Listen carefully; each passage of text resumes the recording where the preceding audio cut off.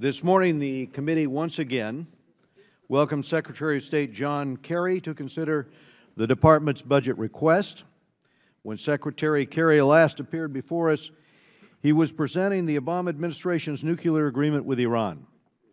In the 7 months since the administration got its agreement, and the Middle East has been transformed, and not for the better.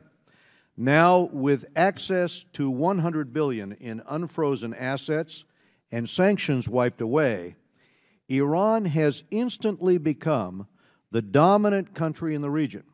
The Revolutionary Guards, already Iran's most powerful economic actor, in the words of the Treasury Department, will only grow more powerful with international investment. The committee has deep concerns about the way the Obama administration, in apparent deference to Tehran, has chosen to ignore portions of a new bipartisan law ending visa waiver travel for those who have visited Iran.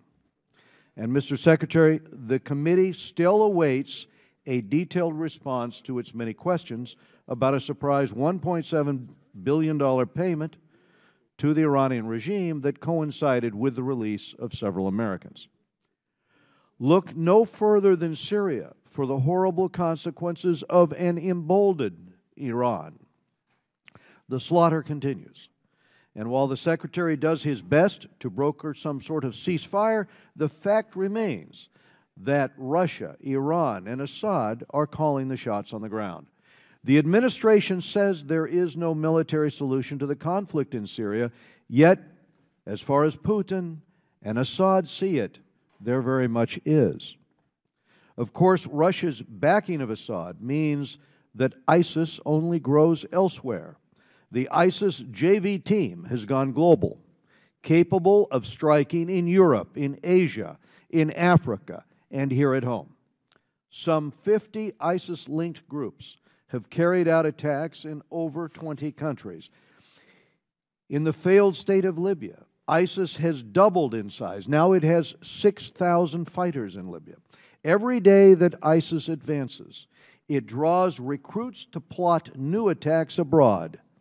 The committee hopes to understand just what is the Department's strategy to counter violent extremism.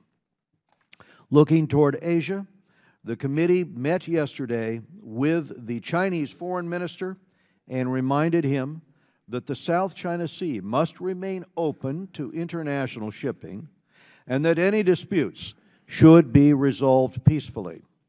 Even after the latest North Korean nuclear test, Chinese pressure on the regime in North Korea is weak. Fortunately, the President just signed into law this committee's North Korea Sanctions and Policy Enhancement Act. It is now up to the President to enforce this law aggressively, to cut off the funds now flowing to the Kim regime in North Korea.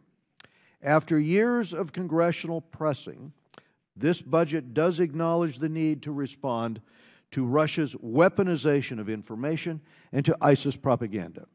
But the Broadcasting Board of Governors, the international broadcasting agency that your predecessor called defunct, remains in desperate need of an overhaul. And, Mr. Secretary, working together, we must fix this.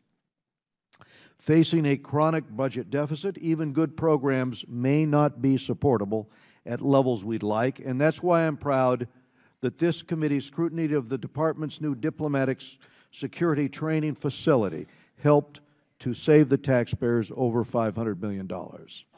I now recognize the ranking member, Mr. Engel of New York, for any opening comments he may have.